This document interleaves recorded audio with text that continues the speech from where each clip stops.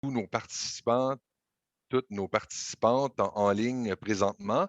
Il est précisément 9h30. Alors, on va peut-être attendre quelques instants, le temps que des personnes puissent continuer à se joindre à nous. Simplement vous signaler que j'ai le très grand plaisir d'être accompagné de ma collègue de Shefford, qui est la porte-parole du Bloc québécois en matière d'aînés, entre autres, parce qu'elle a également d'autres responsabilités. Alors, Andréane Larouche, qui est avec nous, avec nous présentement et que je vais présenter plus en détail dans quelques instants. Euh, on va peut-être attendre quelques secondes encore. Alors, ne quittez pas, nous sommes bel et bien là et allons être en mesure de commencer cet échange virtuel dans quelques secondes.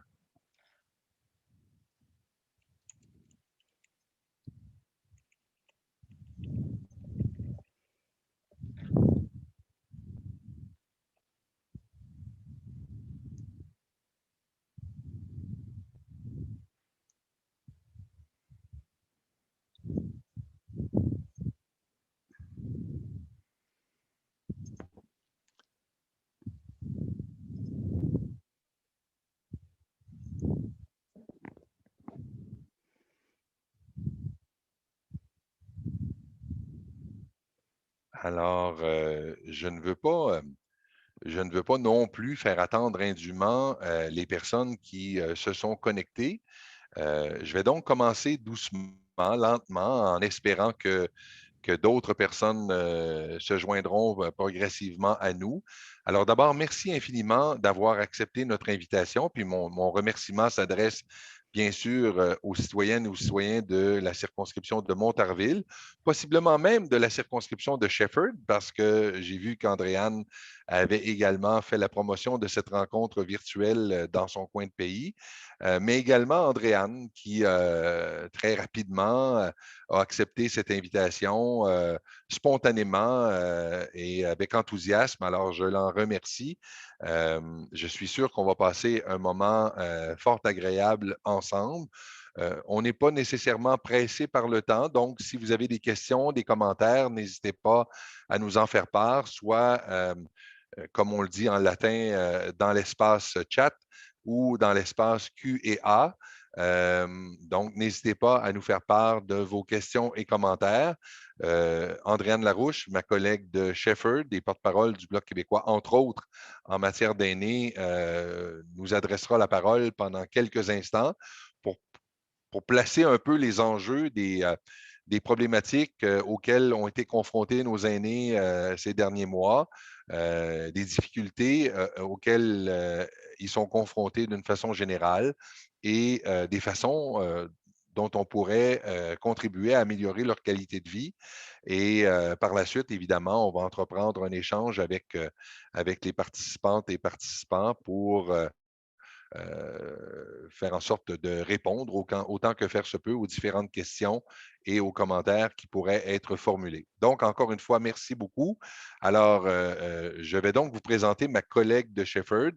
Euh, Au lendemain de l'élection, j'ai fait grincer des dents de quelques collègues en disant que j'étais tout particulièrement heureux que Andréane ait été élue dans la circonscription de Shefford parce que Andréane est une battante qui a essayé à quelques reprises, qui a présenté sa candidature à quelques reprises et qui, je crois, méritait largement d'être élue. Et je suis convaincu que les gens de Shefford, et les échos que j'en ai sont à cet effet, les gens de Shefford se félicitent de l'avoir élue à la Chambre des communes parce que c'est une femme extrêmement dynamique qui est dédiée à ses concitoyennes et concitoyens, bien sûr celles et ceux de Shefford, mais également euh, nos concitoyennes et concitoyens de l'ensemble du Québec pour toutes les questions touchant, entre autres, les aînés, la condition féminine. Alors, elle a étudié en technologie des médias au Cégep de Jonquière, en politique appliquée à l'Université de Sherbrooke. Elle a travaillé pour mon collègue de Brome-Missisquoi, Christian Ouellette, comme attaché politique au fédéral. Elle a fait le même travail à l'Assemblée nationale pour Marie Bouillé, qui a été députée d'Iberville au Parti québécois. C'est donc une femme de grande expérience avec beaucoup de bagou qui s'est jointe à l'équipe du Bloc québécois, comme moi, là, qui a repris du service en 2019. Et je suis très heureux d'avoir l'occasion de siéger avec elle à la Chambre des communes. Et j'ai été très heureux d'apprendre qu'elle briguerait de nouveau les suffrages lors du prochain scrutin qui aura lieu on ne sait quand. Et qu'on aura vraisemblablement l'occasion de siéger de nouveau à la Chambre des communes par la suite. Alors, sans plus tarder, je vais laisser la parole à Andréane et lui demander, bien sûr, de nous entretenir des problématiques touchant les aînés, mais surtout des façons dont on pourrait s'y prendre pour améliorer leur qualité de vie. Merci encore, Andréane. À toi la parole. Ben, merci beaucoup, Stéphane, de cette belle présentation, mais surtout de cette belle invitation-là, parce que tu le sais, tout comme moi, quand on est porte-parole d'un dossier, c'est ce type de rencontre-là, c'est d'aller dans les circonscriptions de nos collègues. Malheureusement, je serais bien allée dans Montarville en personne, rencontrer tes gens. Bon, pandémie oblige, on est Ça obligé de se... viendra. Ça viendra, j'irai vous revoir, on est obligé de le faire par Zoom.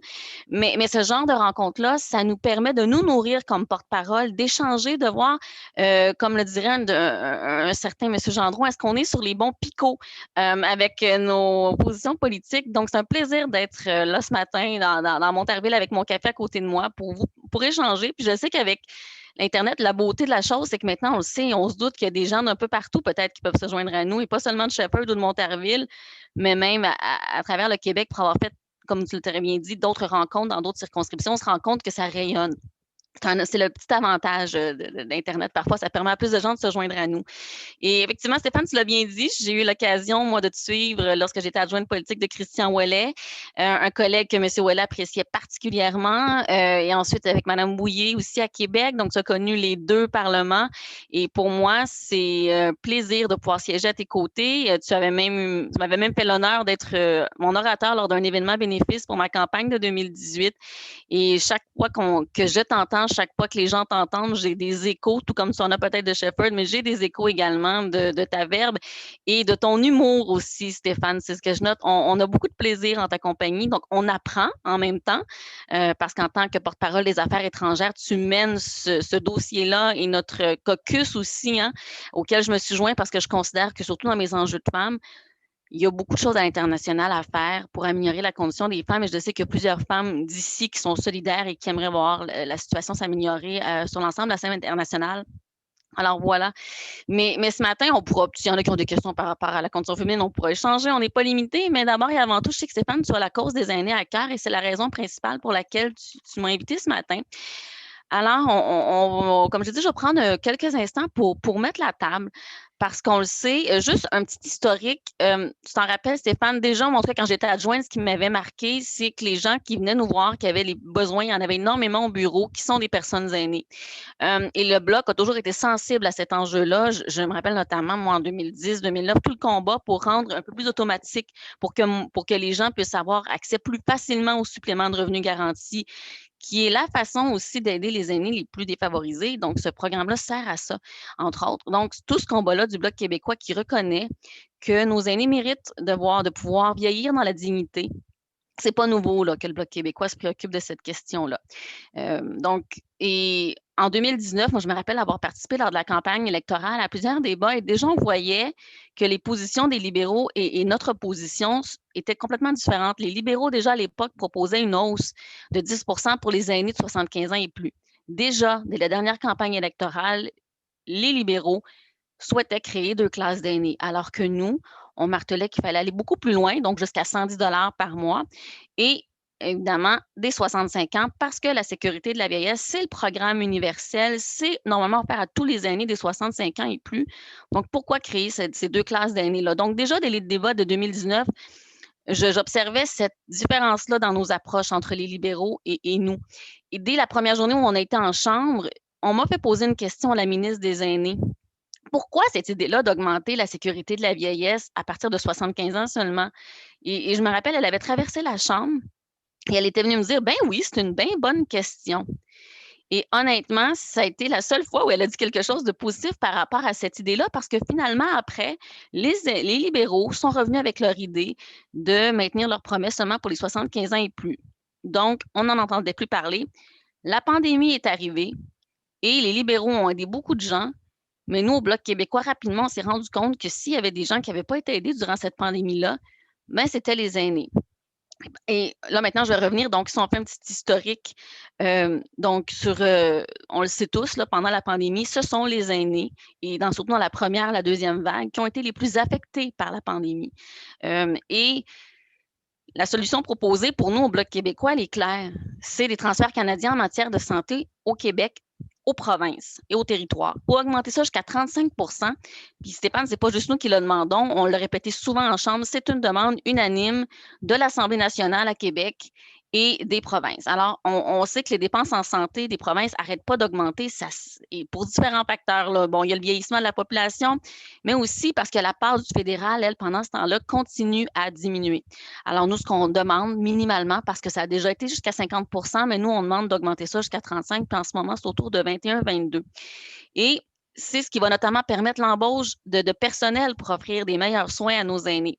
Et si j'en parle, c'est parce que des groupes comme la PADOC, par exemple, en font un cheval de bataille également, parce qu'ils reconnaissent que de pouvoir prendre soin des aînés, pour ça, il n'y a pas de solution magique. Et ce n'est pas des normes nationales dans les CHSLD c'est pas ces normes-là qui vont prendre soin des gens. C'est plus de moyens. Et pour ça, pour avoir plus de moyens financiers, plus de moyens humains aussi, bien, ça prend plus de transferts. Alors, je le mentionne parce que c'est ce que la crise a révélé. Hein. Et jusqu'à maintenant, c'est un autre dossier dans lequel on n'a pas de réponse du fédéral et qui ignore complètement que c'est une crise sanitaire d'abord et avant tout qu'on a vécue et que c'est pas après la crise, quand on va voir l'état des finances publiques, qu'il va peut-être falloir penser à augmenter les transferts. Non. S'il y a un compte de dépenses sur lequel il ne faut pas faire de compromis, surtout pas d'austérité, c'est la santé. On l'a vu, nos systèmes ont été éprouvés pendant la pandémie et il faut augmenter de façon urgente. Maintenant, on m'a aussi parlé beaucoup des aînés qui ont souffert d'isolement, de stigmatisation, d'agisme, de stress. Et d'ailleurs, discriminer en fonction de l'âge, c'est de l'agisme. Et l'agisme est un des types de maltraitance.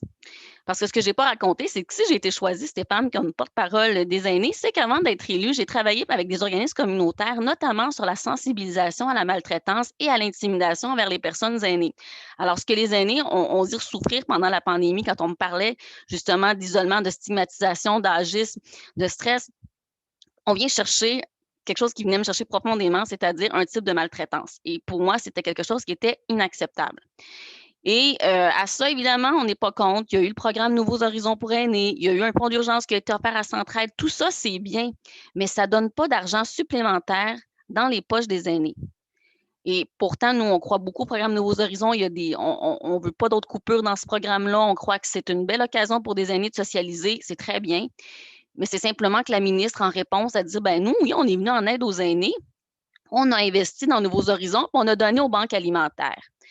Alors, pour nous, c'est bien, mais ce n'est pas une réponse aux besoins et au fait que les aînés avaient déjà une situation financière précaire avant la pandémie et qu'ils ont besoin de pouvoir, comme je l'ai dit tout à l'heure, vivre dignement.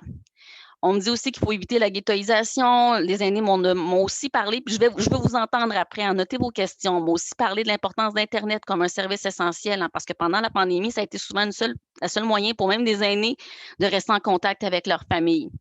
Donc, s'assurer d'éviter les poches de vide hein, où il n'y a pas d'Internet. Alors, ça, c'est très important. Et aussi, on disait valoriser le travail des proches aidants. Et là, nous, on sait qu'en ce moment, il y a un crédit d'impôt pour les proches aidants qui est totalement non remboursable. Il faudrait au moins qu'il soit en partie remboursable pour aider davantage d'aînés à pouvoir en bénéficier. Parce qu'on le sait, les proches aidants font un travail exceptionnel qui vient en aide aussi à notre système de santé. On voit aussi, donc, comme je l'ai dit, durant la pandémie, ben, les aînés ont rencontré des difficultés économiques reliées à la hausse du coût de la vie, à la chute des placements boursiers, puis à des inquiétudes face aux caisses de retraite. Tout ça, ça s'est passé pendant la pandémie, tout comme pour beaucoup d'autres gens, beaucoup d'autres travailleurs. La solution qui a été mise en place par le gouvernement, et j'ai hâte de vous entendre là-dessus, l'été passé, un seul et unique chèque de 300 $ pour les aînés qui touchaient à la sécurité de la vieillesse et 200 $ pour ceux qui recevaient le supplément de revenu garanti. Je ne sais pas si c'est toi, Stéphane, mais chez nous, en tout cas, l'été passé, ça sonnait par le téléphone à mon bureau.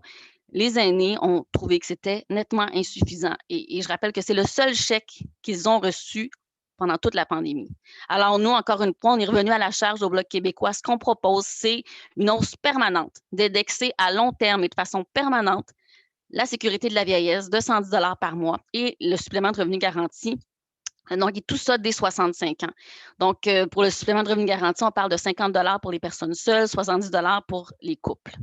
Et on est aussi revenu avec le projet de loi C-253 par rapport aux caisses de retraite et à la protection, projet de loi déposé par ma collègue Marilyn Gill de Manicouagan pour protéger, faire en sorte que de protéger davantage les caisses de retraite des travailleurs. Ils ont travaillé toute leur vie pour ça et franchement, ils ont le droit à ça. Alors, malheureusement, à la fin de la session, a mis un terme un peu prématuré à ce projet de loi-là, mais je sais que c'est un projet de loi qui avait déjà amené par le Bloc québécois. Je sais que cette protection des caisses de retraite-là va demeurer dans notre agenda politique, dans nos enjeux aînés, et que quoi qu'il arrive, le Bloc québécois va revenir et va remettre un projet de loi pour protéger les caisses de retraite de l'avant. Ça, c'est sûr.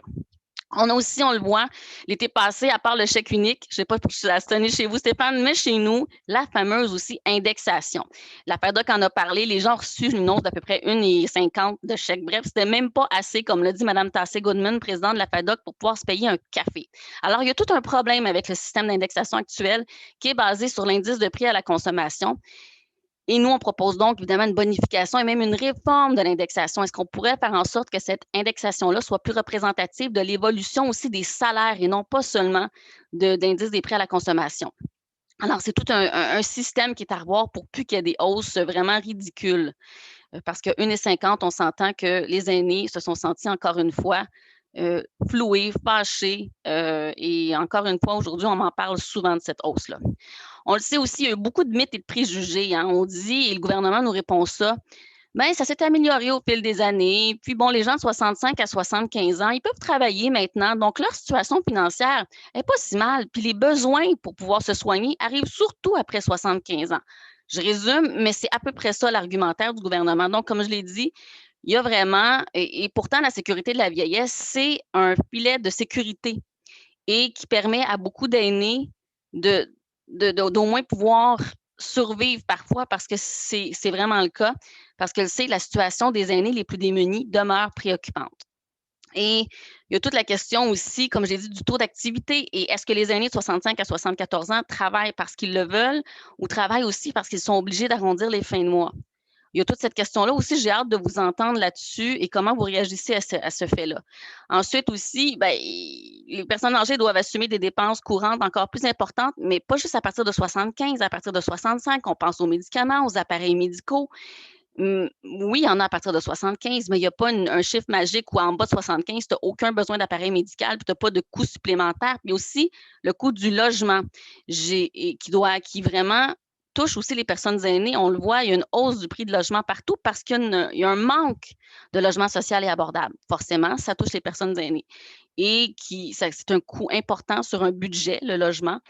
Mais se loger dans la dignité, on considère que c'est important. Donc, tout le travail qu'on fait aussi pour qu'il y ait plus de transferts d'Ottawa vers le Québec, vers les provinces pour plus de logements sociaux et abordables, avec mon collègue de Longueuil-Saint-Hubert, Denis Trudel. Donc, ce combat-là aussi, ça touche les aînés. En tout cas, moi, on m'en parle beaucoup. Alors, encore une fois, vous pourriez m'en glisser un mot. Et aussi toute la question des régimes publics de pension au Québec et encore une fois, la pauvreté chez les aînés qui sont seuls. Moi, je suis porte-parole femme. Quand tu es en couple, quand tu es une personne seule, quand tu dois survivre aussi à ton conjoint. Donc, les femmes, parfois, n'ont pas accumulé les mêmes économies durant leur vie parce qu'elles n'ont pas travaillé au même niveau. Alors, il y a toute cette question-là d'inégalité aussi entre femmes aînées et qui se ramassent souvent seules aussi, qui vivent en situation comme veuves et qui ont des besoins aussi. Et sinon, je dirais que, comme je l'ai dit, c'est vraiment... Il y a des personnes, de 81 à 2016, la proportion des personnes qui vivent seules parmi les personnes âgées au Québec a doublé. Et les personnes de 65 ans et plus vivant seules, on observe un taux de faible revenu plus élevé que pour l'ensemble des personnes âgées de 65 ans et plus. Et le fait de vivre seul, ça représente un poids parce qu'on sait qu'il n'y a pas moyen de partager aussi les dépenses qui peut aggraver la situation de faible revenu d'une personne âgée. Alors, je pense que je pourrais en parler pendant encore longtemps, mais j'ai surtout le goût de vous entendre parce que tout l'enjeu est là. Les dépenses qu'on a des 65 ans versus celles qu'on a à partir de 75, la situation, les hausses de prix qui touchent tout le monde en même temps.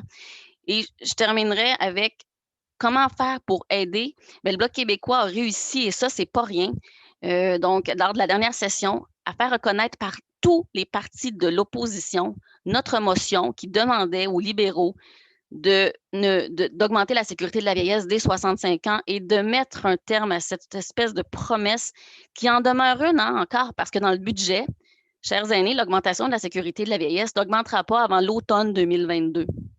Et on vous promet un chèque unique de 500 $ en attendant qui va arriver à l'automne 2021, ou en fait juste avant, au mois d'août. Là. Tiens donc, quel hasard, quelle coïncidence. Aussi, nous, c'est ce que beaucoup d'aînés nous parlent. Ils se sentent instrumentalisés par le gouvernement.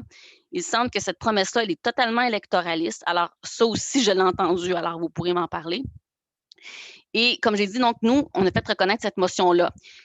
Si vous êtes membre d'un organisme aîné, je sais que le bureau de Stéphane a reçu une lettre d'appui à notre motion, que votre organisme peut signer et nous retourner. Nous, on les cumule pour arriver au gouvernement avec plusieurs lettres d'appui. Il y a aussi notre pétition, la 3421. Ça, c'est en ligne si vous allez sur le site Internet du gouvernement. Mais encore là, nous, on fait circuler une copie papier. Stéphane, on pourra t'en faire parvenir, que vous pourrez remettre à des aînés. Nous, il y a des aînés qui nous appellent. Nous, on aimerait mieux la faire signer papier. Alors, on leur met ça dans une enveloppe, on leur envoie, puis ils font signer autour d'eux, nous la retournent. Donc, on cumule à la fois des signatures de la pétition électronique et papier. Essentiellement, cette pétition-là demande encore une fois que la sécurité de la vieillesse soit augmentée dès 65 ans. Donc, c'est un petit-fils Samuel qui le fait au nom de ses grands-parents, par respect intergénérationnel, pour une équité entre les générations, parce qu'il trouve ça totalement injuste que les aînés en bas de 75 ans soient complètement oubliés, parce qu'en 65 et 74 ans, il n'y a rien dans le dernier budget. Le 500 $ unique, la hausse de la sécurité de la vieillesse, tout ça, ça arrive pour les gens de 75 ans et plus. Et je suis toujours disponible pour rencontrer des organismes, comme je l'ai fait aujourd'hui, pour échanger avec vous, parce que, comme l'a dit la FADEC, à quel seuil fixe-t-on la sortie de la pauvreté? Car il y a plusieurs façons de le calculer. On parle beaucoup de questions du revenu viable, mais vivre, les aînés, ils ne veulent pas seulement survivre. Ils veulent aussi pouvoir contribuer à la reprise économique. Ils ne veulent plus être vus comme un boulet, comme un poids, mais comme une force grise. Alors, pour mettre un frein au stress financier des aînés, le Bloc québécois, comme je vous l'ai dit, continue de mener ce combat-là. Maintenant, je suis prête à vous écouter. Merci infiniment, Andréane. Quelle belle présentation, à la fois succincte et complète des différentes problématiques et des propositions qui ont été avancées par le Bloc québécois. Il y a plusieurs propositions intéressantes, notamment pour les organismes d'appuyer la démarche. Donc, on va voir avec les différents organismes de la circonscription est-ce que cet appui puisse être donné, mais aussi la pétition pour celles et ceux qui trouveraient un peu compliqué de naviguer sur le site de la Chambre des communes, simplement aller sur stéphanebergeron.net. Nous avons un petit bouton là, dans la page d'accueil qui vous amène directement à la pétition. Donc, si vous souhaitez signer cette pétition en ligne, et puis, ben, on aura évidemment, comme le disait Andréane, la version papier pour celles et ceux que ça pourrait intéresser. Alors, Andréane, on a des soucis qui ont été exprimés lors de l'inscription. On n'a pas de questions, commentaires pour le moment, mais il y a un certain nombre de soucis qui nous ont été exprimés lors des inscriptions, notamment des gens qui se demandent pourquoi le fédéral ne donne plus aux 75 ans et plus quand la facture d'épicerie est la même, peu importe l'âge. Mais comme j'ai mentionné, et je sais aussi que ma collègue Louise Charbonneau, qui est au comité UMA, donc le comité qui se penche sur la question des aînés, dernièrement, ils se sont penchés sur cet enjeu-là de l'appauvrissement des aînés. Et ce que répond le gouvernement, essentiellement, c'est de 1, entre 65 et 74 ans, les aînés peuvent travailler. Donc, ils ont un revenu supplémentaire, donc n'ont pas besoin d'aide. Ils sont encore suffisamment en forme pour pouvoir aller chercher un revenu supplémentaire. Et encore une fois, ça soulève plusieurs questions. Est-ce que les aînés, comme je le mentionnais dans mes remarques, est-ce que c'est vraiment parce qu'ils veulent travailler parfois ou parce qu'ils se sentent obligés pour arrondir la fin de mois? On le sait que certains veulent travailler et c'est tout à fait correct. Mais il faut se rappeler que de toute façon, la sécurité de la vieillesse, c'est une portion qui est imposable, mais que de toute façon, ils vont pouvoir travailler quand même, mais recevoir quand même leur sécurité de la vieillesse auquel ils ont droit dès 65 ans. Mais ce que je trouve le plus injuste, c'est que ça ne tient pas compte de tous ceux aussi qui ont eu des métiers physiques en bas de 65 ans et qui, à 65 ans, ont juste, le corps ne suit plus pour aller travailler. Et tous ces aînés-là, on leur dit, ben non, essayez d'aller travailler quand même. Vous êtes encore en pleine forme et vous pouvez le faire. Ils grandissent à 75 ans, ben là, vous êtes considérés un peu plus vulnérables. C'est le terme qu'emploie le gouvernement. Donc, semble-t-il que la vulnérabilité, ça attend 75 ans, selon le gouvernement. Et on nous répond aussi, ben justement, en bas de 75, ils peuvent travailler, mais en plus, ils sont plus en forme et c'est à partir de 75 ans seulement que les ennuis de santé arrivent. Hein, et que là, ils ont besoin de plus de soins, de plus de médicaments. Comme si les gens de 65 à 74 ans ne peuvent pas avoir un souci un mois et avoir besoin d'un médicament supplémentaire. Comme si quelqu'un de 65 à 74 ans ne peut pas avoir un problème avec un bris de lunettes, par exemple, qui survient, qui arrive. Et on sait quand tu as déjà des moyens financiers limités, il suffit d'un incident comme ça pour que tout ton budget du mois soit complètement affecté et que tu as à faire des choix difficiles entre avoir un médicament et bien te nourrir. Alors, c'est essentiellement les deux raisons qu'on nous donne. Le travail en bas de 75 et apparemment la santé en bas de 75 ans qui décline. Oui, puis ce qui est également un peu, je dirais, insultant dans cette histoire-là, c'est de laisser entendre qu'à compter de 75 ans, les gens sont comme impotents. En plus, Et c'est un peu irritant comme façon de traiter les gens. Tu parlais de lunettes il y a quelques instants, ma chère Andréane. Dans les préoccupations qui nous ont été exprimées au moment des inscriptions, il y a une personne qui nous a parlé de justement du fait de payer les lunettes, les dentistes, le nettoyage de dents pour les aînés. Évidemment, toi comme moi savons bien sûr que ça relève de Québec. La santé, les services sociaux relèvent du gouvernement du Québec, mais tu l'as un petit peu évoqué, peut-être qu'à travers une augmentation des transferts en santé, on se souvient qu'au départ, le gouvernement fédéral devait contribuer à 50 de la facture pour les soins de santé. Il ne contribue plus qu'à 23. C'est sûr que ça fait en sorte que le budget est serré pour le gouvernement du Québec. Peut-être que le gouvernement du Québec aurait davantage de marge de manœuvre si le gouvernement fédéral, conformément à son engagement, payait 50 de la facture. mais complètement. Bon, je l'ai mentionné tout à l'heure, il y a eu une motion de l'Assemblée nationale, hein, il y a un front commun du Québec, des provinces et des territoires, mais j'ai aussi eu des échanges en privé et que ce soit pour plusieurs enjeux, autant pour aider les aînés que même pour améliorer la situation des femmes victimes de violences et tout, pour avoir plus de soutien aussi dans l'ensemble du réseau de la santé. Ben, c'est sûr que ça va prendre plus de transferts. Comme je l'ai dit, ce ne sont pas des normes hein, qui vont mettre, comme on le disait à un moment donné, des vaccins d'un bras. Puis c'est même les Forces armées canadiennes, dans leur rapport durant la pandémie, quand ils se sont rendus dans les CHSLD, qui ont reconnu que ce que les CHSLD avaient besoin, ce sont des moyens. Des moyens pour payer davantage les gens, parce que moi, je crois que c'est un métier qu'il faut valoriser davantage. Tout le métier des préposés font un travail absolument exceptionnel, mais leur salaire doit être haussé. Mais pour penser à augmenter le salaire de ces gens-là, pour améliorer leurs conditions de travail, pour que ces gens-là puissent ensuite prendre soin des aînés, ben, ça prend plus de moyens financiers. C'est pas magique, c'est mathématique comme calcul et ces transferts-là entre autres, servir à ça. Et je sais que le système de médicaments n'est pas parfait au Québec, mais ça fait partie de quelque chose qui relève de notre système de santé. Donc, pour encore une fois, essayer de voir comment est-ce qu'on peut contribuer à améliorer ce système-là. Mais il faut que le Québec ait les moyens financiers de pouvoir revoir son système d'assurance médicaments. Et même chose pour les lunettes, tout ça relève du système de santé. Et c'est pour ça que des groupes aînés, comme je l'ai mentionné tout à l'heure, en font un cheval de bataille. Parce que oui, d'un côté, c'est bien augmenter le pouvoir financier des aînés, augmenter leur sécurité de la vieillesse, leur supplément de revenus garanti. Mais en parallèle, c'est le système de santé. Et je dis ça parce que aussi beaucoup d'aînés ont cette préoccupation-là. Parce que là, encore une fois, il y a un danger à voir seulement les aînés en CHSLD. Mais des aînés me disent, moi, je suis chez moi et je veux le demeurer le plus longtemps possible. Encore une fois, pour demeurer chez toi le plus longtemps possible, ça prend deux choses. De un, pour que tu aies les moyens financiers de rester chez toi, donc de pouvoir payer ton logement et avoir accès à un logement plus abordable ou social, mais ça prend ça. Et pour pouvoir aussi pouvoir continuer à payer certains services pour demeurer à domicile et d'un autre, ça prend un système de santé qui a plus d'argent pour essayer de réinvestir aussi, et on l'espère, dans plus de soins à domicile aussi. Mais ça, ce ne sont pas des choix qui doivent se faire à partir d'Ottawa, ce sont des choix qui doivent se faire à partir de notre gouvernement, de l'Assemblée nationale à Québec.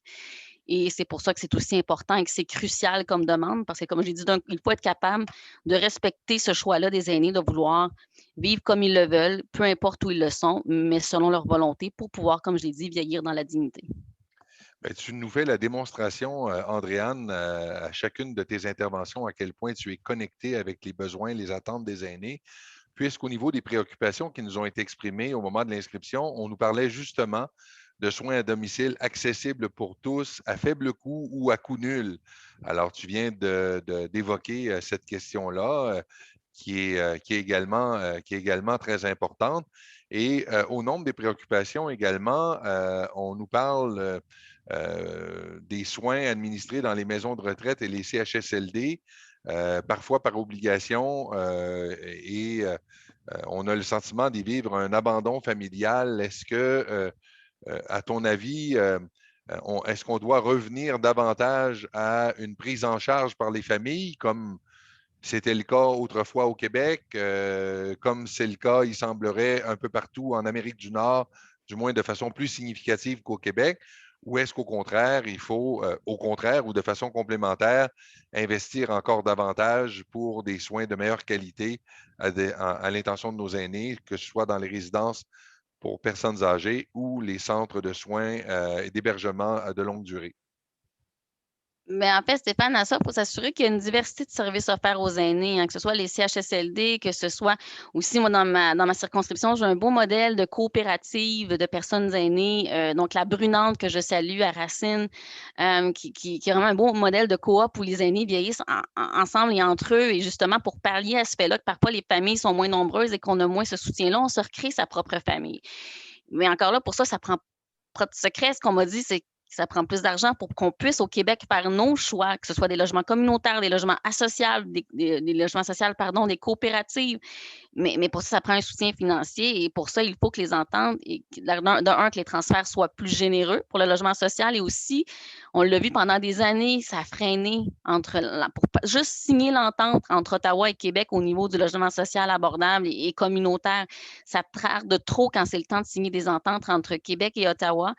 Alors, il faut accélérer ce processus-là pour pouvoir justement que les gens puissent se réunir ensemble et se dire, hey, on se fait ce beau projet-là de coop ensemble. Et il y a aussi tout un volet, peut-être que pour aider certains aînés qui préféraient vieillir plus proche de leur famille aussi, ben, c'est toute la question de logement qu'on appelle de résidence intergénérationnelle. Et c'est pour ça que dans la proposition du Bloc québécois aussi, on veut un crédit d'impôt pour l'aménagement de résidences intergénérationnelles et faciliter les familles qui décident de faire ce choix-là. Et je sais que c'est un modèle qui est en croissance. Ça peut avoir beaucoup d'avantages. Les grands-parents peuvent justement pouvoir être plus près de leurs petits-enfants, peuvent parfois aussi s'occuper on le sait, hein, en tant que parents, dans le monde de fou qu'on vit, on a besoin d'avoir un soutien pour la garde de nos enfants. Donc, il y a plein d'avantages. Et en plus, ben, ça brise l'isolement, ces modèles de maisons intergénérationnelles-là. Alors aussi, donc, on a cette vision-là au Bloc québécois, puis on espère qu'il y aura des crédits d'impôt plus généreux pour justement permettre l'aménagement de ce type de résidence-là. Donc, c'est ça, donc de faire une variété de choix et aussi sans oublier que ça peut commencer par notre propre maison qui devient une maison intergénérationnelle. Bien, merci infiniment, Andréane. Effectivement, on voit qu'il y a une multiplicité de solutions possibles pour ces problématiques d'hébergement de nos aînés. Une autre préoccupation qui a été exprimée au moment de l'inscription, c'est la question du respect. Et je crois qu'on peut lire à travers ce simple mot toute la question de la maltraitance, notamment au niveau financier. Alors, qu'est-ce que tu aurais à nous dire à ce sujet, Andréane? Je sais qu'en ce moment, notre collègue Réal Fortin s'est penché là-dessus, justement, la fermeture du Parlement. Il y a eu au comité justice, on commençait à se pencher sur cette question-là de maltraitance parce qu'évidemment, encore une fois, Québec a son plan d'action et Ottawa peut agir au niveau plus juridique. Mais c'est sûr qu'encore une fois, on est des modèles au Québec. On a parlé beaucoup, on parle davantage de maltraitance au Québec. On a fait beaucoup plus de sensibilisation ici qui s'en est fait ailleurs, j'ai l'impression, dans le reste des provinces et des territoires. On a eu des belles campagnes de sensibilisation. On a maintenant toute la campagne du ruban mauve. Et on a le 15 juin. Et d'ailleurs, j'ai été surprise parce que c'est une journée mondiale, la journée de reconnaissance, donc de sensibilisation à la maltraitance envers les aînés, le 15 juin. Et j'ai été la seule à le souligner à la Chambre des communes. Donc, comme quoi, au Québec, on a cette sensibilité-là et j'ai eu des échanges, encore une fois, avec des ministres à Québec qui me disent qu'ils se préoccupent de ça. Mais encore une fois, ça va prendre aussi des moyens financiers pour mettre en application et ça va pour pouvoir mettre certaines mesures. Mais je dirais que on a aussi au Québec les modèles d'ITMAV, donc des travailleurs qui travaillent avec des centres d'action bénévole pour repérer des aînés isolés et pour aussi sensibiliser l'ensemble de la communauté pour qu'on devienne aussi des formes d'éclaireurs et qu'on puisse aider à repérer les aînés qui pourraient être victimes de maltraitance. Donc, il y a déjà beaucoup de choses qui se font, mais il faut travailler davantage en concertation. Il y a des tables de concertation sur la maltraitance des aînés. Il faut continuer à les soutenir, mais encore une fois, leur budget relève du secrétariat aux aînés qui relève finalement du ministère de la Santé. Donc, aussi pour pouvoir continuer à se concerter et à mettre en place des belles initiatives comme celle des ITMAV qui visent à contrer la maltraitance, notamment financière, mais il y en a 7, c'est beaucoup plus vaste que ça. Mais ça va aussi, encore une fois, on en revient à ça, mais je pense on peut continuer à miser sur ce qu'on a déjà fait au Québec. Je sais qu'il y a M. Tessier qui souhaitait intervenir, mais malheureusement, je ne crois pas que la formule webinaire permette l'intervention des personnes qui assistent au webinaire. Alors, j'ai suggéré à M. Tessier de nous écrire ses questions, ses commentaires. J'attends toujours. Je vais donc revenir aux préoccupations qui nous ont été exprimées au moment de l'inscription. Alors, on revient sur un certain nombre de choses, notamment les soins à long terme, l'aide à domicile, qui imposent évidemment des choix financiers importants pour nos aînés et qui requièrent effectivement l'indexation de la pension pour être en mesure de suivre cette augmentation des frais visant à assurer une meilleure qualité de vie. Alors, on a eu l'occasion d'un peu l'aborder. Est-ce que tu souhaiterais ajouter quelque chose par rapport à cette préoccupation, Andréane?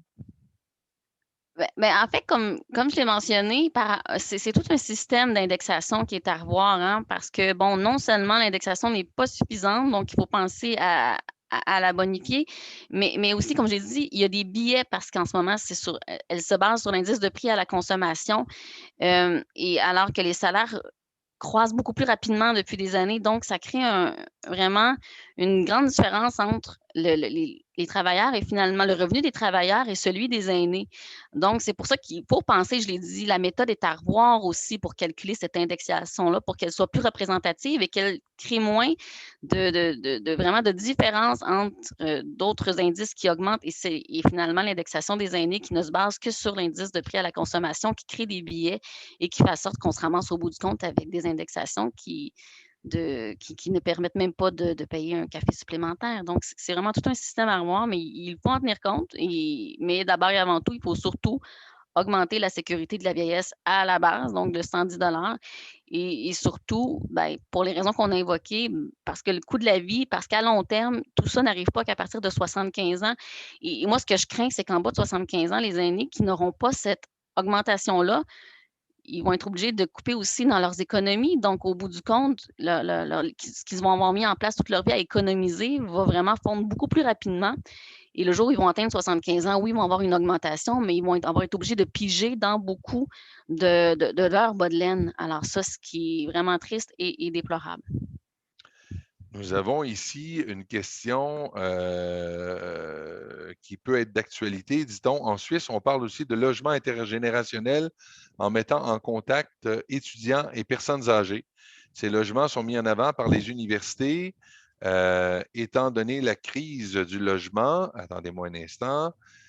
Étant donné la crise du logement qui est en cours, est-ce qu'une initiative similaire serait envisageable au Québec et est-ce que des groupes d'aînés pensent à une telle proposition?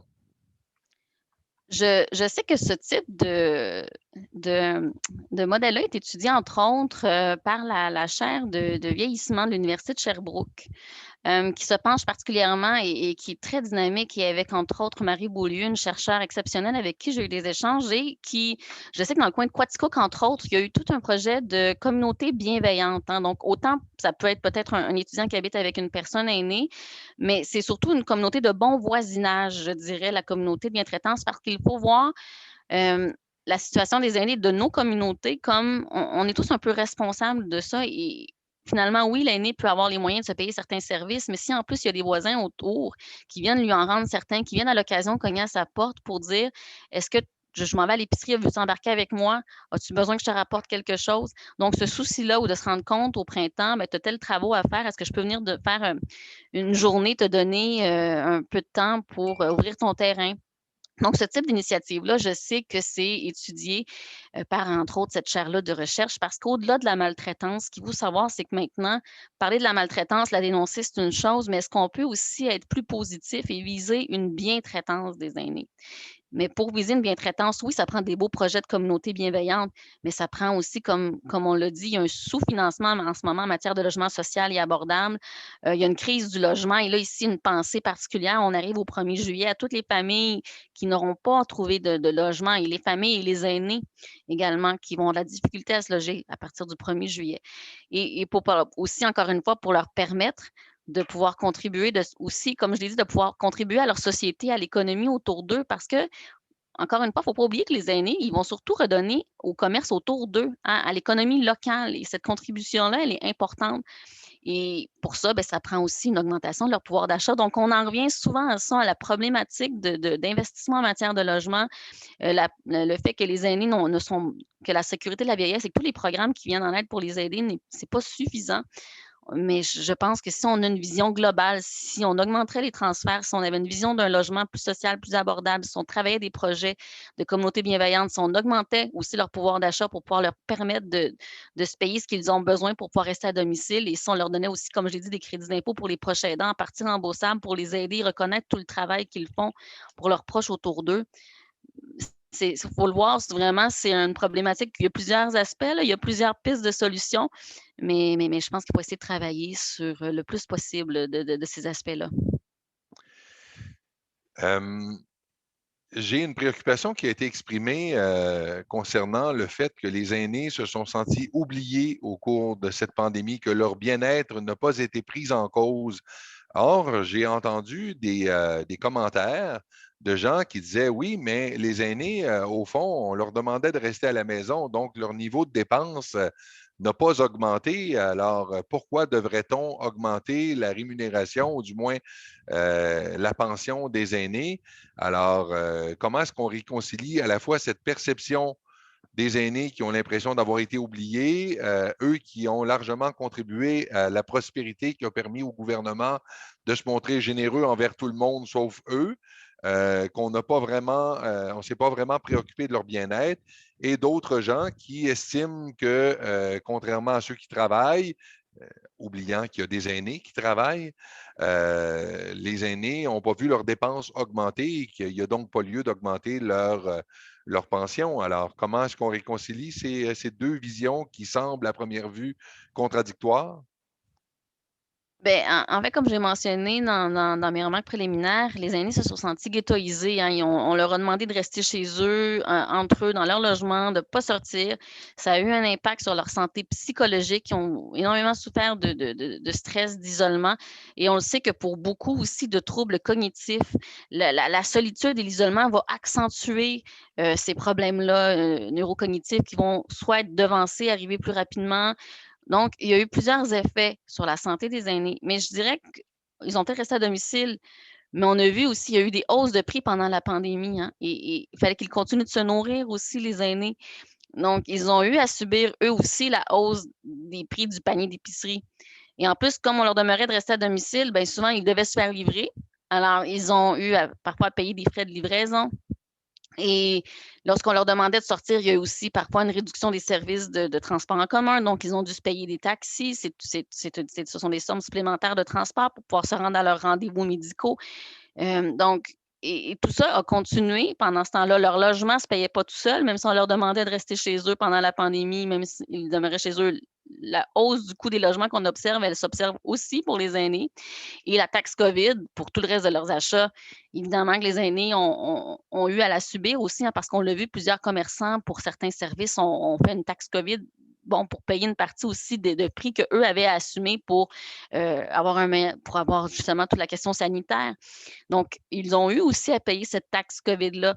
Les problèmes de santé des aînés n'ont pas arrêté pendant la pandémie, même s'ils restaient à leur domicile. Les médicaments, ils ont dû continuer d'en prendre, ont dû continuer aussi à se soigner avec le service de livraison des pharmacies. Donc, définitivement, même si on dit que les aînés ont dû rester à domicile puis qu'ils n'ont pas eu à arrêter de travailler, ils ont eu une hausse de prix sans avoir eu une augmentation réelle de leur chèque, hein, parce que comme j'ai mentionné tout à l'heure, ça a été un chèque une fois 300 $, alors qu'il y a eu d'autres mesures qui sont venues pallier, puis c'est tout à fait correct pour des gens qui perdaient leur emploi, qu'il y a évidemment des mesures d'aide qui ont été bien généreuses, mais les aînés n'ont pas senti que cette générosité-là, ils l'ont eu de la même façon, et c'est surtout que si le gouvernement libéral se penchait sur cette question-là du pouvoir d'achat des aînés, et même avant que la pandémie arrive, si les partis politiques comme nous, on proposait une augmentation de la sécurité de la vieillesse, si les libéraux essayaient de trouver une solution, c'est parce qu'on reconnaissait que la situation financière des aînés n'est pas arrivée comme ça en claquant des doigts pendant la pandémie.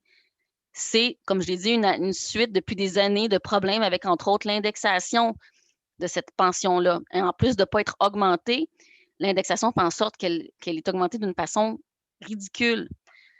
Donc, on peut dire que la pandémie a ni plus ni moins qu'exacerber les problèmes financiers des aînés, comme d'autres finalement. En effet, parce qu'il est important de noter que pour beaucoup d'aînés, les revenus sont fixes, alors que les coûts de la vie, eux, continuent d'augmenter. Alors, souvent, les aînés ont de la difficulté à joindre les deux bouts au fur et à mesure que le temps passe, parce que le revenu est fixe, mais les dépenses continuent à augmenter. Donc, alors, merci beaucoup, Andréane. Alors, au niveau des préoccupations qui nous ont été exprimées, évidemment, il y a un certain nombre de choses qui reviennent par rapport à des sujets qui ont été abordés jusqu'à présent, augmentation pour les 65 ans et plus, et pas simplement pour les 75 ans et plus. Je pense qu'on a abordé cette question. Augmentation de la sécurité de la vieillesse pour tout le monde, pas seulement pour ceux qui reçoivent le supplément de revenu garanti. On indique revenu familial 175 000 et moins. Alors, est-ce qu'il y a quelque chose que tu souhaites ajouter par rapport à ces autres préoccupations qui nous ont été exprimées au moment de l'inscription, Andréane? Ça fait beaucoup de préoccupations, les 175 000 et moins, mais je pense que c'est un signe qu'il ne faut plus que ce soit qu'une simple promesse électorale, tout ça, mais qu'il faut vraiment qu'on se penche sur cette augmentation de la sécurité de la vieillesse et s'assurer que ce programme-là, et c'est un programme qui est universel, qui va respecter aussi en fonction des revenus que l'on a et qui, à un moment donné, on va se retrouver à redonner de toute façon pour ceux qui ont déjà plus de sous. La partie qui est non imposable, c'est le supplément de revenu garanti. Et le supplément de revenu garanti, ben, c'est vraiment mis en place pour aider les aînés les plus défavorisés. Donc, c'est pas tous les aînés qui reçoivent ça. Alors, il y a déjà quand même un système qui est en place pour aider tout le monde, mais plus particulièrement qui se penche pour les aînés défavorisés. Il faut quand même, nous, on l'a mentionné, pour l'augmenter, nous, on pense de supplément de revenu garanti de 50, de 70. Mais tout ça peut très bien s'équilibrer, mais il faut redonner plus de moyens dans ce programme-là de sécurité de la vieillesse. Et je dirais aussi que, ben c'est ça, puis il y a certains aînés aussi, il y a encore des problèmes, c'est pas, tu sais, le rendre encore plus, c'est pas tous les aînés qui le reçoivent, puis aussi toute la question des rapports d'impôts qu'il faut faire. Il y a des aînés qui n'en produisent pas leur rapport d'impôt pour plein de raisons pendant la pandémie, se sont fait menacer de ne pas revoir le supplément de revenu garanti. Est-ce qu'on peut essayer de simplifier cette démarche-là? Nous, en tout cas, du moins, on s'y penche au Bloc québécois, puis on va sûrement faire une proposition à ce niveau-là lors de la prochaine campagne. Et de s'assurer finalement, surtout que la plupart des déclarations de revenus de beaucoup d'aînés, elle est relativement simple. Est-ce que ça peut revenir justement à chaque année tout simplement, puis pas avoir une menace de dire si tu ne fais pas ta déclaration de revenus pour plein de raisons, puis surtout durant la pandémie, on le sait que beaucoup d'aînés allaient chercher des services dans les groupes communautaires qui ont eu eux aussi à s'adapter à la pandémie. Donc, que certains aînés étaient menacés de ne pas recevoir leur supplément de revenu garanti parce qu'ils n'avaient pas produit leur déclaration de revenus. Dans certains cas, c'était vraiment triste et ça a eu un impact, encore une fois, un stress supplémentaire qui n'était pas nécessaire pour les aînés, encore une fois. Et justement, parlant d'organismes communautaires, je pense qu'on a une question à ce niveau-là dans le Ben chat, oui, Pascal. effectivement. Et je me demande si ce n'est pas la question de M. Tessier qui nous est relayée par Pascal. À titre Mhm. de gestionnaire d'un organisme communautaire pour les aînés, que puis-je faire de plus pour leur venir en aide? Ben, justement, comme on l'a mentionné, je pense, ben, d'abord, il faut savoir quel type d'organisme communautaire a Pascal ou en tant que gestionnaire, mais pour les Si c'est organismes, bien une question de M. Tessier, c'est un groupe, c'est un club de l'âge d'or. un club d'âge d'art. Ben, à ce moment-là, là, c'est sûr que pendant la pandémie, ça a été difficile. Il y a eu beaucoup de modifications aux Nouveaux Horizons parce que qu'est-ce qu'on peut faire? Mais là, tranquillement, si on sort de la pandémie et Nouveaux Horizons est un programme qui peut servir, entre autres, comme je l'ai mentionné, puis nous, on croit beaucoup à ce programme-là pour justement aider certains groupes communautaires comme des FADOC, entre autres. Donc, aller chercher des sous. Donc, on le sait que le programme Nouveaux Horizons, ça soutient des projets qui sont dirigés par et pour les aînés, puis aussi finance des projets jusqu'à 25 000 ça encourage les aînés à jouer un rôle plus utile dans la collectivité. Ça peut elle permettre d'augmenter le bénévolat, participer organiser des activités communautaires. Donc, ce programme-là a beaucoup d'effets. C'est sûr que nous, on pense que ça peut aider aussi certains aînés à socialiser, à sortir de cette insécurité-là de la dernière année, de la pandémie. Donc, on espère que tranquillement, les organismes vont pouvoir reprendre certaines activités de socialisation qui sont tellement importantes. Et donc, c'est sûr que nous, on va continuer à surveiller de près ce qui se passe du côté d'Ottawa, puis on va essayer de s'opposer à toute tentative là, d'abolir ou d'amputer le budget de programme Nouveaux Horizons parce que, et que le financement soit vraiment soutenu à long terme aussi. Je sais qu'on a tous dans nos circonscriptions respectives, députés du Bloc québécois, de beaux projets de Nouveaux Horizons et il faut que ça continue. C'est un programme qui peut servir à ça, entre autres choses. Donc, je dirais à première vue, là, c'est de regarder peut-être la possibilité d'aller chercher un projet, un financement avec Nouveaux Horizons pour venir en aide aux aînés, du moins. Voilà. Je pense qu'il est important de noter, bien sûr, que pour les organismes de la circonscription qui souhaiteraient faire appel au programme Nouveaux Horizons, on vous invite à communiquer avec le bureau de circonscription. On a déjà pris contact avec un grand nombre d'organismes de notre circonscription qui touchent, desservent les aînés ou dont le membership est en grande partie composé d'aînés, sinon totalement. Pour justement leur promouvoir auprès d'eux le programme Nouveaux Horizons.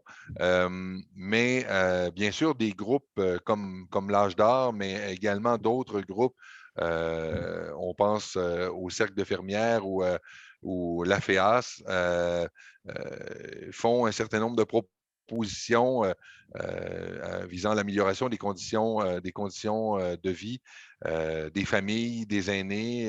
Et je pense que l'implication dans des groupes comme ceux-là est très importante parce que ça permet de véhiculer un certain nombre d'enjeux au niveau social auprès des différents niveaux de gouvernement. Euh, Notre amie Andréane, tout à l'heure, a cité la présidente de la FADOC parce que la présidente de la FADOC et l'organisme en général ont présenté un certain nombre de revendications et je pense que le travail qui est fait dans ces organismes est fondamental pour faire avancer un certain nombre d'enjeux sociaux. Donc, n'hésitez pas à continuer à faire cet excellent travail au sein de ces organismes. Je n'ai pas pour l'heure d'autres commentaires de la part des participants. J'ai épuisé ma liste des préoccupations qui nous avaient été exprimées au moment de l'inscription et au moment des contacts avec les groupes et les personnes intéressées par les questions touchant les aînés. J'imagine que c'est probablement parce que euh, l'ensemble des préoccupations que les personnes présentes ont pu ressentir ont eu réponse, ont obtenu réponse grâce à tes interventions, Andréane. Alors, merci infiniment d'avoir été des nôtres ce matin. On aura passé presque une heure ensemble ce matin à échanger sur des préoccupations de gens qui figurent parmi celles auxquelles nous sommes les plus redevables. Je Oui, le disais il y a mais quelques instants, Nos aînés ont contribué à faire du Québec ce qu'il est aujourd'hui et nous leur devons énormément. Et il est très préoccupant de voir que le gouvernement semble traiter la chose avec extrêmement de désinvolture et surtout cette idée de créer deux catégories d'aînés, les jeunes aînés et les vieux aînés, c'est extrêmement préoccupant, mais c'était très, très enrichissant d'avoir l'occasion de t'entendre, Andréane, sur tous ces enjeux et toutes les propositions qu'on peut avoir pour faire en sorte d'améliorer les conditions de vie des aînés. Et je vois que tu souhaitais ajouter quelque chose, Andréane. Ben, en fait, c'est tout simplement parce que tu as dit qu'on leur devait beaucoup. Ils ont contribué à faire d'où nous sommes, mais il ne faut pas oublier aussi que beaucoup veulent continuer à Exact, rester actifs, à exact. contribuer à ce Québec-là, où nous sommes, à notre économie, comme je disais, à cette relance-là. Mais ils ne peuvent pas le faire, évidemment, si on continue de ne pas tenir compte du fait qu'ils ont un pouvoir d'achat qui est limité actuellement, qui aurait besoin d'avoir une augmentation. Donc, tu sais, je sais que beaucoup veulent rester actifs. Tu sais, on parlait de tous les organismes communautaires qui travaillent très fort avec eux. Je tiens aussi à souligner, j'ai parlé de la problématique des impôts, une petite pensée pour les centres d'action bénévole aussi qui font les cliniques d'impôts qui viennent en aide également plusieurs années. Mais il faut aussi, comme j'ai dit, plusieurs veulent rester actifs, veulent continuer à faire partie. Donc, dans la plateforme qu'on va proposer aussi dans nos idées, un crédit d'impôt pour justement les activités physiques, culturelles, pour continuer aussi à encourager les aînés à sortir de chez eux tranquillement avec la sortie de la pandémie, qu'ils retrouvent une vie. Mais pour arriver à tout ça, Stéphane, je voulais terminer surtout en rappelant aux gens l'importance. Bon, s'il y a des organismes qui écoutent, on a une lettre d'appui qui circule en ce moment en passant par le bureau de Stéphane. Donc, il y a des organismes qui veulent écrivez à vos députés parce que peut-être qu'il y en a d'un peu partout à travers le Québec. Là, écrivez à votre député du Bloc québécois. Ils ont tous entre les mains un modèle de lettre d'appui. Donc, vous avez simplement à le compléter, à le remplir pour dire notre organisme reconnaît que d'augmenter la sécurité de la vieillesse, entre autres des 65 ans, et de bonifier le supplément de revenu garanti, c'est important. Et même chose pour la pétition, parce qu'en ce moment, il faut que ça bouge, il faut que le gouvernement revienne sur sa décision d'augmenter seulement à partir de 75. Donc, nous, on fait circuler aussi cette pétition-là. Encore une fois, Stéphane, en passant par ton site Internet ou par nos sites Internet, même chose pour le mien, on peut trouver le lien. Mais pour ceux qui, pour plein de raisons, aimeraient mieux avoir une copie papier, moi, je sais qu'à mon bureau, on en fait circuler. On va s'assurer aussi de te faire parvenir ça pour que les aînés qui veulent faire signer leur voisinage, là, on part avec une feuille, là, on va revenir avec la feuille remplie. Là. Donc, c'est magnifique de voir cette mobilisation-là. Donc, ce sont des actions concrètes que les aînés peuvent prendre aussi pour pouvoir soutenir les démarches du Bloc québécois. Et il ne faut pas oublier que si on n'avait pas été là dans la dernière année, il n'y aurait pas eu grande formation politique qui aurait parlé autant de la situation des aînés. Et si le gouvernement, du moins, bouge un peu là-dessus, puis il est revenu pour remettre sa décision dans le budget d'essayer d'augmenter la sécurité de la vieillesse pour les 75 ans et plus, je dirais que c'est au moins une pression du Bloc québécois, mais il faut continuer parce qu'il y a encore cette injustice-là qui perdure et qui n'a pas lieu d'être. Je vais terminer, bon, bien sûr, en relevant ce que ma collègue Andréane vient de dire, là, pour celles et ceux qui souhaitent soit signer la pétition, soit signer la lettre d'appui, soit avoir des copies papier de la pétition à communiquer avec le bureau, vous pouvez le faire, bien sûr, par téléphone au 450-922-BLOC, c'est-à-dire le 922-2562. Et sinon, nous écrire à stéphane.bergeron à commercial PARL pour Parlement, .gc pour gouvernement du Canada.ca. Si vous avez des questions, si vous avez des commentaires, on sait que ce genre de formule n'est pas nécessairement, ne se prête pas nécessairement à ce que tout le monde intervienne spontanément comme ça. Alors, si vous souhaitez, avec le recul, en ayant analysé les réponses, la présentation d'Andréane, nous poser des questions, faire des commentaires, n'hésitez surtout pas à nous faire parvenir le tout par courriel ou carrément communiquer avec nous par téléphone pour qu'on en prenne note. On va bien sûr communiquer le tout à Andréane parce que, aussi invraisemblable que cela puisse paraître, il y a toujours des rumeurs d'élections dans l'air qui se font toujours plus pressantes et nous devons donc préparer une plateforme électorale pour exposer à la population quels sont nos projets, ce qu'on propose de faire pour améliorer les conditions de vie des gens en général et en particulier celles de nos aînés. Comme le disait Andréane, c'est une préoccupation qui est permanente au Bloc québécois. Et n'eût été du Bloc québécois, je pense qu'on n'aurait jamais entendu autant parler des enjeux touchant les aînés. Et ça, on le doit en grande partie à notre héroïne en la matière, Andréane Larouche. Alors, Andréane, encore une fois, merci d'avoir été des nôtres ce matin. Ça a été vraiment extraordinaire comme présentation. Je suis sûr que les gens, on a quelques commentaires là, qui nous arrivent dans le chat de gens qui ont beaucoup apprécié la rencontre. Alors, merci infiniment. Et puis, ben, on aura passé effectivement une bonne heure ensemble au terme de cet échange.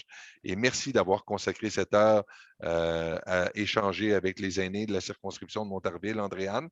Et merci à vous qui vous êtes connectés. Et à vous toutes et tous qui ne vous êtes pas connectés, mais qui aurez probablement l'occasion de voir en différé cette présentation parce qu'on va évidemment la mettre en ligne d'ici quelques minutes, sinon quelques heures, sur nos différentes plateformes. Et je suis convaincu qu'Andréane voudra faire de même. Mais merci, tout à fait. Et merci à toi, Stéphane, parce que c'est vraiment une vision de parti. C'est avec les employés, ceux qui travaillent avec nous au Bloc québécois. C'est une vision de l'ensemble qui est portée. Je sais, mes collègues, vous avez tellement cette préoccupation-là pour les aînés de vos circonscriptions respectives. Donc, c'est vraiment un super travail d'équipe, mais surtout une vision portée, qui a été portée longtemps par le Bloc québécois, qui l'est en ce moment et qui va continuer de l'être, celle de l'amélioration de la situation des aînés. Merci. Alors, merci encore à tout le monde. Merci particulièrement à Andréane encore une fois. Et puis, ben, bonne fin de journée à tous et à toutes et au plaisir d'avoir l'occasion de se revoir. Comme on dit, on a développé des terminologies durant cette pandémie en présentiel. En Alors, à bientôt. présentiel. Prochaine fois, je m'en vais directement dans Montarville. On t'attend, Andréane. Bye Bye bye. bye.